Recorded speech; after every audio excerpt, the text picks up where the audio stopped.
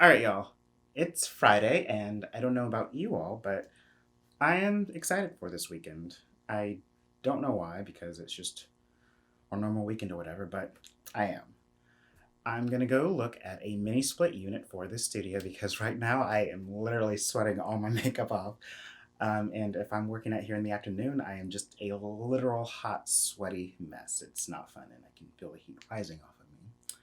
And speaking of a hot, sweaty mess, this afternoon, Clarinda and I are hosting Mass at 4:30, where we hope to create an intentional time to check in, share some tips on self-care, and generally just lift each other up. It's hard enough during a pandemic and a revolution to maintain one's sanity, and we can't really touch each other, so we've got to do the best we can. Mass is our Mutual Admiration Society social, which is really just about empowering and encouraging one another, which Clarinda and I try and do with each other through weekly talks, but we figured let's open this up to others. And speaking of empowering and encouraging, I guess I'll just take the rest of this episode to give gratitude for some people in my life via the form of shoutouts on the show because I love y'all that much, yes. And I can't touch y'all, so this is the best I can do. So this weekend, I'll also take a listen to Nicole and Sarah's podcast, Criticalcroptop's Feminine Mistake Podcast, where my friends and filmmakers, Sarah Allison Hodges and Nicole Kemper, sit down with a guest and some of their favorite movies to see how they hold up when viewed through the feminist lens. Have women's roles in Hollywood films really changed all that much? Now you may ask, why am I going to be listening to this? And it's because I'm slightly slash somewhat narcissistic, and they were kind enough to invite me on to talk about my favorite movie, All About Eve. Oddly enough, I hate listening to the sound of my own voice, so editing is just a nightmare for me. But that's for a different episode. Honestly, I love this film, All About Eve. I love it so much, I wrote about my final complete paper, including All About Eve, and somehow relating it to the Uncanny Valley. I somehow found my outline for that paper yesterday while scrounging around and also found my blog. Oh man, okay. Number one, both the blog and the paper were very pretentious. But let's dissect my own pretentiousness in another episode. If you've never seen this cultural icon of a film, first go watch it and then take a listen to their podcast. It's very entertaining, and Nicole, please forgive me, but in listening to that, I realized how drunk I was. So there's that. But apparently it made for good conversation, so hopefully I didn't ruin your podcast.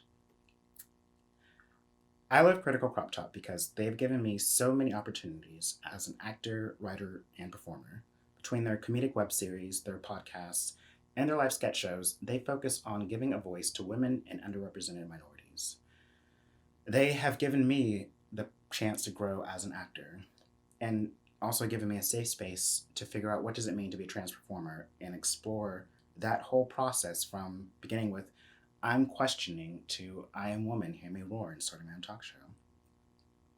I genuinely love the women over at Critical Crop Top for the very diverse, inclusive circle and network they formed of performers, technicians, and people in Atlanta.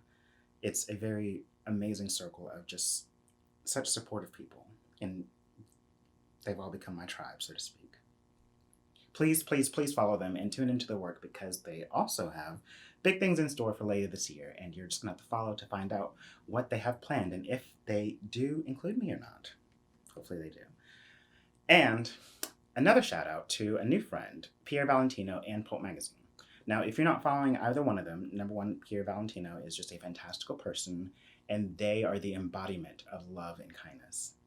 I met Pierre last year when Dominic DeAndrea invited me to perform at the Pride 50 Plays at Queen's Theater in New York City, as a larger extension in the collaboration between Queen's Theater and the Woman Playfest, where each play in that Pride 50 Plays, they're literally 1 minute long, and you're divided into clumps, and you perform together as a clump for 7 to 8 minutes, performing that many number of plays.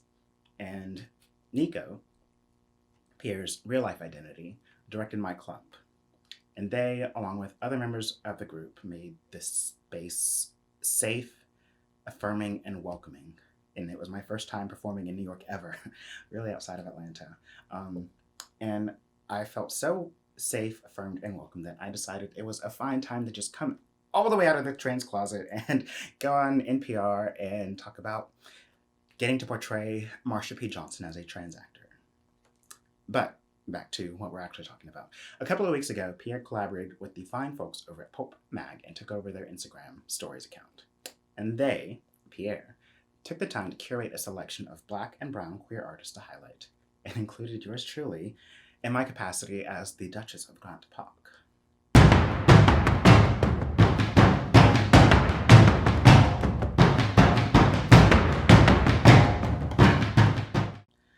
And to further on collaboration, Pope magazine reached out to Her Grace and asked if she would do a quick little shout out to announce that Pope Mag is starting a public school.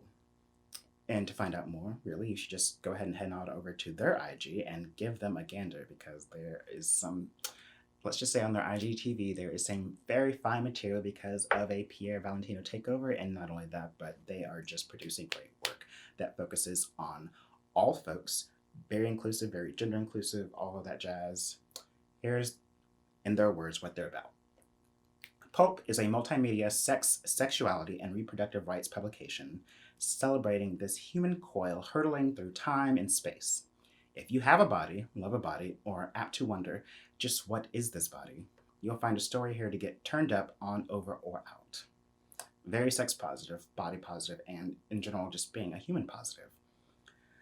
All right, so while I'm finishing the shout out, a huge shout out to my friend Blair Erskine for finally going viral. I just want to clear a few things up about it, okay? Dan was not threatened in the Costco. I know that he was like, I feel threatened, but he was not threatened at all. He wasn't. Okay, this woman is insanely hilarious and even had the national news correcting the video for viewers because they were all under the impression she was actually the wife of that Costco guy here in Atlanta that went viral for whatever reason, and she in turn went viral because she's amazing, hilarious. Go check her out. You can find her on Twitter, Instagram, and Facebook. And finally, a huge shout out to my friend Jamon, aka Ariesfirebomb.